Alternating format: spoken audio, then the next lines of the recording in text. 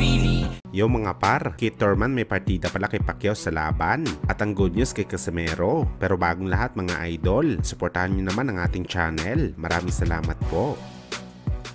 So mga par, halos mahigit 4 na taon na nga po ang nakakalipas matapos ang umatikabong bakbakan ng ating pambansang kamao Manny Pacquiao kalaban ng dating unified champion na si Keith one-time Thurman, kung saan mga idol gumawa ng history si Boss Manny dahil tinalan nito ang kanyang sarili bilang pinakamatandang fighter na naging kampiyon sa welterweight division at naging ganap na 4-decade champion sa boxing sports. Subalit naniniwala si Keith Thurman mga idol na lahat ng record na nasungkit ni Boss Manny sa laban nila hindi sana nito makuha. Sakaling naging 100% kondisyonan daw si Thurman sa naging laban nito kay Pacman. Hindi naman daw sa gumagawa ng excuses si Thurman dahil natalo siya kay Pacman. Pero sa naging laban daw nila mga idol, hindi pa daw masyado magaling ang kanyang injury sa kamay. Kumbaga mga idol, bothered pa daw si Thurman sa kanyang injury sa time ng digmaan nila ni Boss Manny sa ibabaw ng ring. Kaya bumaba daw ang kanyang work rate o pagiging masipag nito sa bakbakan. At base daw mga idol sa resulta ng laban, halos 1 to 2 points lang daw ang pagitan ng puntos ni Pacquiao sa kanya.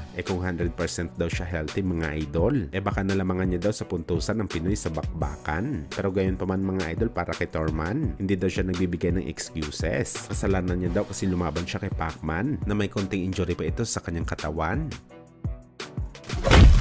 Sa kabilang banda naman mga idol, dahil nga po sa pinakita na performance ng Mexican lightweight contender na si William Cepeda sa laban kontra sa kapwa natin Pinoy na si Merceto Gesta, kung saan pinolbos niya ito simula hanggang matapos ang laban nila sa round 6. At sa ngayon mga idol, nakahilera na po si Cepeda sa mga top boxers sa lightweight. Kasabay nito si Shakur Stevenson, Devin Haney, Vasily Lomachenko at Tank Davis. At karamihan pa nga sa mga boxing experts mga idol, napipredict nila kapag naglaban daw si Haney at Cepeda, malaki daw ang chance ng Meksikano na manalo sa laban dahil sa sobrang sipag nito bumato ng suntok na hindi napapagod na dikdikin ng kalaban ng harap-harapan.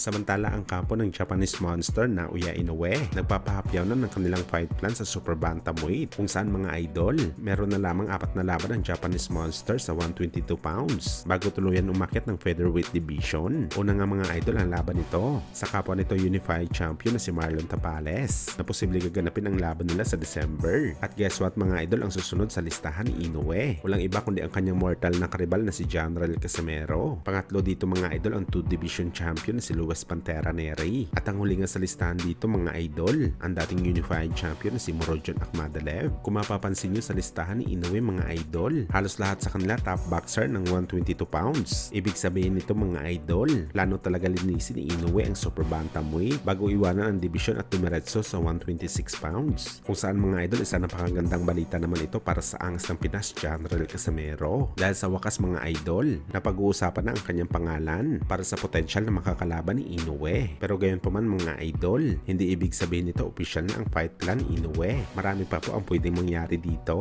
Basta isa pa lamang ang sigurado. Unahin muna ni Inoue si Marlon Tapales na labanan para sa lahat ng korona ng super bantamweight division.